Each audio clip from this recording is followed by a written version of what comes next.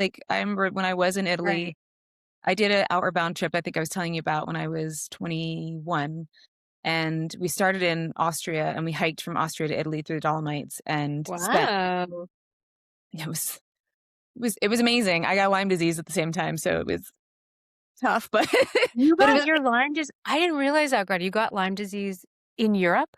well, it kicked off. I think I got it, and then when I actually went to altitude, I think it, like, took off 'cause, I mean, it was a very it was a very grueling but I was, like, teaching self-defense, and I was, like, very active and, at the time, and I was not feeling that great, like, I knew something was, like, a little up, but, I didn't have any realization that I would go to Europe for I was there for 2.5 months, so we hiked, from Austria to Italy, and then we sailed from Monaco to Sevilla through like, on a big tall ship, and, so it was, like, 5.5 weeks in the mountains and, little stops here and there to towns.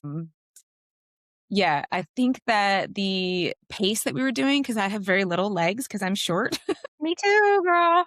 Short and there were queen. a lot of tall dudes who were, like, walking at normal speed, but for me, that was like a run, so I was, like, running and just, like, not running, but I was walking very fast with, like, a 45-pound pack or whatever. Anyways, um, being in Italy at that time, there was the last week that we were in Italy, my friend and I, we both were like she hurt her knee, I was a mess, so we just stayed. They did, like, one last hike, and we stayed for a week. My friend Dana and I, we stayed for a week in Arco, right outside of, Lake Garda, and, oh my god, it was amazing. First of all, I wanna go back there so bad. It was so beautiful. It was so crazy beautiful, just, like, olive trees everywhere and avocado farms.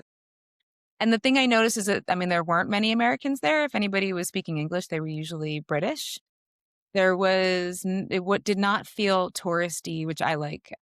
It didn't feel touristy at all. It felt like people who were wanting to go mountain climbing and wanting to eat food, and also the reason I was bringing it up is that the roads are smaller, the towns are Mhm. you can walk to town, and people are around each other more, and I think that that's if you live in most towns, like where we are, like our town is spread out. There's places where we can walk and be around each other, but we're really spread out. So That's the other thing too is, America, the urban design is built for cars. Here, it's so old, it couldn't have been. right. But just like the way that there's like the piazzas here, they're town squares essentially. And it's so everybody after dinner or after lunch, everybody comes out and they socialize, they talk, they gossip, they usually get a gelato.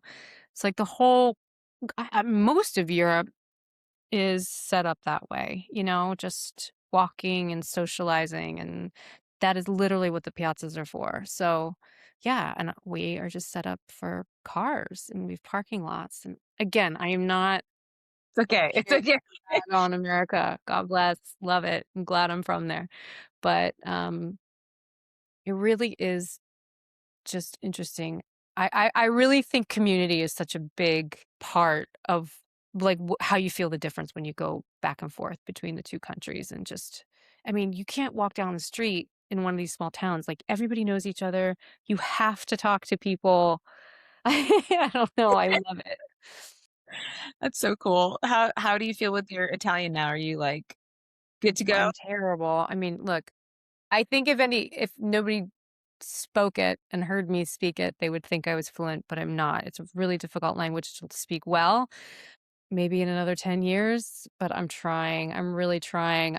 I've completed like every level of but so the other thing too is it's hard, at least it's been hard for me. I can't speak for everybody to kind of penetrate the Italian scene here. Italians don't like to make friends with okay, I don't want to say every Italian. Florence specifically is famous for that.